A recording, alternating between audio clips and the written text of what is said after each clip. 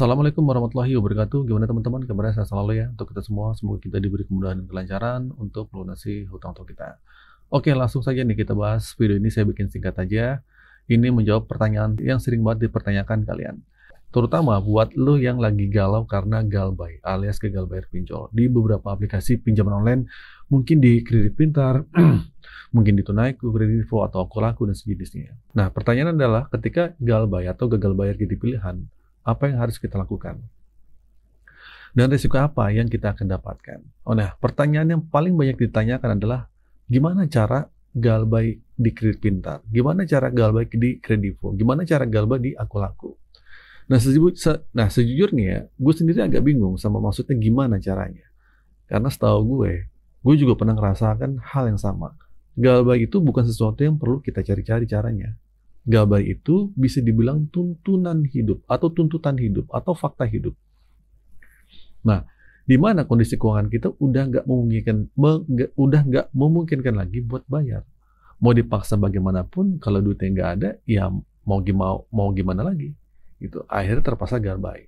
Nah, di sini, tapi gue coba simpulkan ya, maksudnya mungkin kayak gini, apa yang harus dilakukan ketika gagal bayar? Mungkin pertanyaannya seperti itu ya, saya sempurnakan saja nih. Nah, ini yang ada poin-poin penting nih. Nah, ketika lu memutuskan buat nggak mampu bayar di pinjol-pinjol tersebut, dan harus yang lu pahami pertama kali adalah risikonya. Risikonya satu-satunya adalah nama lu bakal tercatat dalam slip OJK atau skor kredit bermasalah. Nah, pertanyaannya, lu siap nggak dengan hal itu? Kalau lu siap, kalau lu udah siap sama risiko ini, perlu diingat bahwa ini bakal berdampak panjang ke depannya. Terutama kalau lu masih mikir buat ngutang lagi. Nah, kalau saya pikir pasti, ya jangan deh gitu. Gue sangat berharap ya ketika lu ngambil keputusan buat galbay, diiringi juga dengan pemikiran bahwa lu berjanji nggak akan lagi ikut dalam dunia riba atau hutang berbunga apapun. Cobalah buat sukses tanpa berhutang. Jangan sampai nanti lu berhenti bayar di sini, tapi pikiran lu adalah nanti anak-anak gue gimana bang kalau di blacklist satu kakak di kartu keluarga gitu kan, karena bapak ibunya berhutang.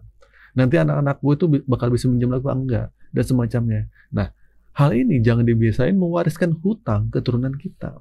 Nah, lebih baik kita tanamkan bahwa hutang itu enggak terlalu baik untuk kehidupan kita, ya. Nah, hutang adalah tagihan pasti, sementara rezeki adalah misteri. Nah, terkadang misteri itu sulit dibongkar. Nah, kita beranggapan bahwa penghasilan kita bakal stabil terus kan, tapi kenyataannya penghasilan bisa saja drop di tengah jalan. Oke, balik ke pertanyaannya, apa yang harus kita lakukan? Di sini ada 3 ya, kalau lu sudah galbay atau galbay itu jadi pilihan terakhir lu. Yang pertama, siapin mental dan logika. Lu bakal disibukin sama panggilan telepon, mulai dari ngingetin tagihan sampai caci maki. Siapin mental lu. Selain mental, logika dan pemikiran juga harus jalan. Jangan sampai ketika lu berkomunikasi atau di telepon atau ada kata-kata yang gak enak keluar dari mulut penagih hutang, akhirnya lu jadi baperan. Kalau lu baperan, bisa-bisa lu nekat gali lubang tutup lubang. Dan itu kehancuran buat diri kita. Ini yang harus ditanam paling pertama. Terus yang kedua, cari sumber masalah. Putusin komunikasinya. Seiring waktu berjalan, lu harus cari sumber masalahnya. Di mana letak pemicunya, kepanikan ini dan keresahan ini. Berdasarkan pengalaman, sumber masalah terbesar adalah dari teleponnya.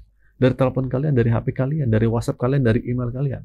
Nah, orang-orang ketakutan yang menerima telepon, ketakutan baca chat WhatsApp, dan ketakutan baca email, ketika lu udah tahu ini jadi sumber masalah, putusin semua komunikasi yang terhubung.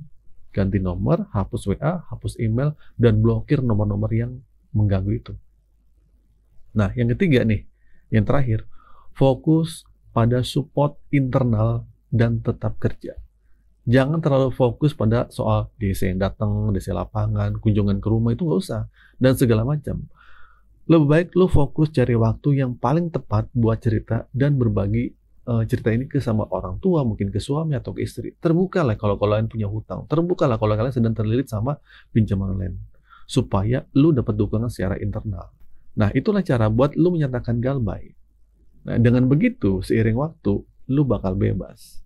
Tapi jangan lupa ya, tetap bekerja keras, tetap berusaha ngumpulin duit lo, suatu saat lo ada rezeki, bayar. Mana tahu suatu saat nanti lu ada rezeki lebih, lu akhirnya bisa bernegosiasi untuk melunasi hutang-hutang kalian. Oke, itu saja teman-teman video kali ini. Semoga video ini bermanfaat. Akhir kata dari saya, assalamualaikum warahmatullahi wabarakatuh.